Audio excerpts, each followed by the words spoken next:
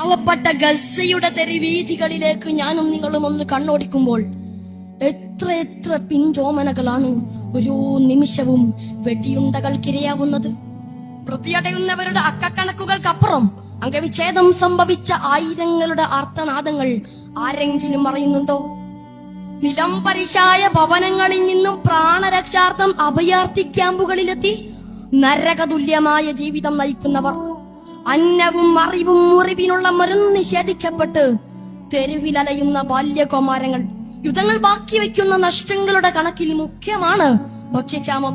ഇനിയും അവസാനിച്ചിട്ടില്ലാത്ത Russia Ukraine സംഘർഷത്തിന്റെ മുൻപ് ആഗോളതലത്തിലെ കൊടും പട്ടിണിയുടെ കണക്ക് പരിശോധിച്ചപ്പോൾ 135 മില്യൺ ആളുകളാണെങ്കിൽ ഇന്ന് അത് 276 ആയി ഉയർന്നിട്ടുണ്ട്. അസ്സലാമു അലൈക്കും വറഹ്മത്തുള്ളാഹി. ഈ ലോകത്ത് ഇന്ന് വിളിച്ചു പറയുന്ന ഏറ്റവും വലിയ ഒരു കാര്യം, ഏറ്റവും അനുയോജ്യമായൊരു കാര്യം, ഇതാരാണ് എഴുതി തന്നത് എന്നൊന്നും അറിയില്ല. പക്ഷേ മോൻ്റെ അവതരണം അത് ഭയങ്കരമായി മനസ്സിൽ തട്ടണമെന്നാണ്. അള്ളാഹു സുബ്ഹാനഹു വ തആല ഇങ്ങനെ അവതരിപ്പിക്കാനും ധൈര്യമായി നിലപാട് പറയുന്ന അത്തരം പണ്ഡിതന്മാരിൽ അള്ളാഹു താങ്കളെപ്പോലെയുള്ള ആളുകളെ ഉൾപ്പെടുത്തുമാറാവട്ടെ എന്ന് ആത്മാർത്ഥമായി പ്രാർത്ഥിക്കാം.